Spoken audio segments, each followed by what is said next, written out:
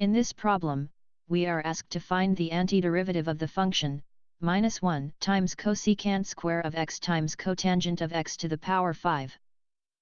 Let us integrate the function, -1 times cosecant square of x times cotangent of x to the power 5.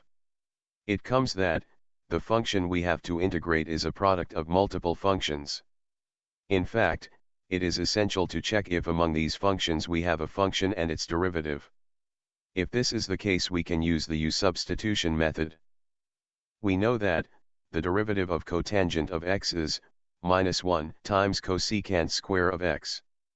Thus, we set u equal to cotangent of x, then du equal to, -1 times cosecant square of x.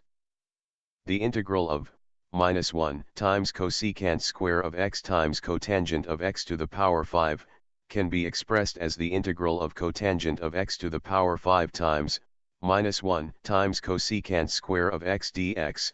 We just have reordered the terms so as to easily identify u and du.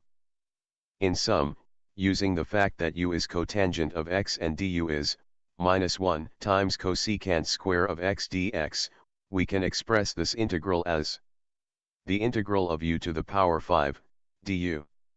Actually, we have just replaced cotangent of x to the power 5 by u to the power 5 and, -1 times cosecant square of x dx by du. Eventually, the resulting expression is not difficult to integrate using the standard integration table. Observe that, we know from the standard integration table that the integral of u to the power 5 du is the fraction u to the power 6 over 6 plus the constant c.